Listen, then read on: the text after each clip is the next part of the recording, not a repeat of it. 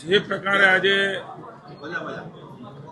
રાજ્યની ભારતીય જનતા પાર્ટીની ભૂપેન્દ્રભાઈના નેતૃત્વની અને ભાઈ હર્ષભાઈના માર્ગદર્શન અને સહકારથી ચાલતી રાજ્યની સરકાર સૌ પ્રથમવાર આ પ્રકારે અલગ અલગ જેટલા 10 જેટલા અહીંયા કોન્ફરન્સ હોલ હોય, ચેમ્બર હોય, મને જણાવતા આનંદ થાય છે કે નેશનલ હાઈવેઝ, રૂડા, આરટીઓ, જીએસઆરટી ઇન્ડસ્ટ્રીઝને જેટલા પણ ઘટક લાગુ પડે છે એ તમામ લોકોની સાથે અલગ અલગ 10 જેટલા રૂમમાં સમગ્ર સૌરાષ્ટ્ર કચ્છના વેપારીઓ, ઇન્ડસ્ટ્રીયાલિસ્ટો જે પોતાનો ઉદ્યોગ વ્યવસાય કરીને રાજ્યની અર્થતંત્રમાં મદદ કરી રહ્યા છે, અમારા સૌ ધારાસભ્યશ્રીઓ જેમણે સતત રાજકોટની અને સૌરાષ્ટ્રના સૌ ધારાસભ્યોએ પોતપોતાના જિલ્લાની ચિંતા કરીને માનનીય મુખ્યમંત્રીને નાયબ આપણા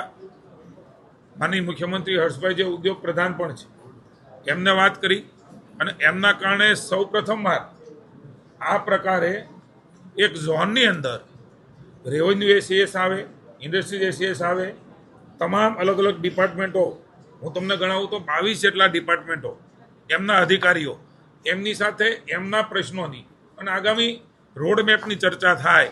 આવા રાજ્ય સરકારની પહેલને માનનીય મોદી સાહેબે ઇઝ ઓફ ડુઈંગ બિઝનેસ એ અભિગમ સાથે આ રાજ્યને આગળ લઈ ગયા. આજે દેશને પણ જે પ્રકારે ઇઝ ઓફ ડુઈંગ બિઝનેસ માટે વૈશ્વિક સ્તરે જે દેશની એક ઊંચાઈ બનાવી છે એ જ પ્રમાણે માનનીય મુખ્યમંત્રી ભૂપેન્દ્રભાઈના નેતૃત્વમાં અને હર્ષભાઈના માર્ગદર્શન નીચે આ પ્રકારનું રાજકોટની અંદર સમગ્ર સૌરાષ્ટ્રમાંથી ચેમ્બરના લોકોને બોલાવ્યા છે, વેપારીઓને બોલાવ્યા છે સૌરાષ્ટ્ર કચ્છના, અને એમની સાથે 1 to 1 પણ થાય ને સમૂહમાં પણ મિટિંગ થાય, સ્થળ ઉપર પ્રશ્નોનો નિકાલ થાય અને કેટલાક પ્રશ્નો નીતિવિષયક હોય તો રાજ્ય સરકારમાં લઈ જઈ અને હર્ષભાઈને મુખ્યમંત્રીની સાથે ચર્ચા કરીને નિર્ણય થાય. આ પ્રકારના અભિગમને હું પ્રભારી મંત્રી તરીકે આવકારું છું.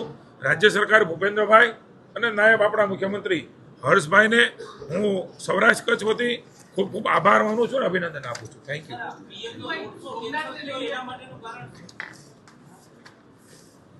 મિત્રો, એ વખતે પણ મેં વાત કરી હતી કે બધું ટેન્ટેટિવ તૈયારીઓ એ તંત્ર દ્વારા થતી હોય છે. આપ સૌને પણ મેં મિટિંગ લીધી ત્યારે કહ્યું હતું, કારણ કે પીએમ સાહેબનો ટાઈમિંગ, એમની વ્યવસ્થાઓ, એમના કાર્યક્રમો આ બધાના આધાર ઉપર નક્કી થાય ત્યારે અમે આપણને કહીશું. આવી ચર્ચા કરી હતી.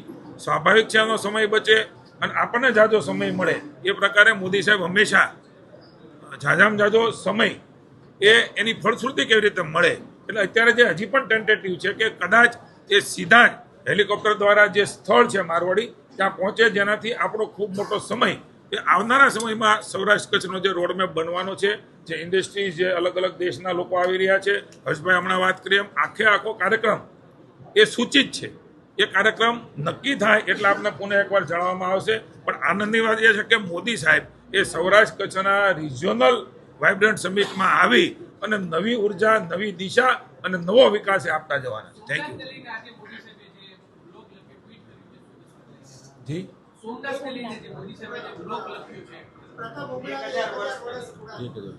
સોમનાથ મુકામે માનની નાયબ મુખ્યમંત્રી અને હું બંને જઈ રહ્યા છીએ. સંપૂર્ણ ચર્ચા એ નાયબ મુખ્યમંત્રી ડિટેલ ત્યાં બધી વિગતો લઈ અને આપની સાથે વાત કરશે. Thank you.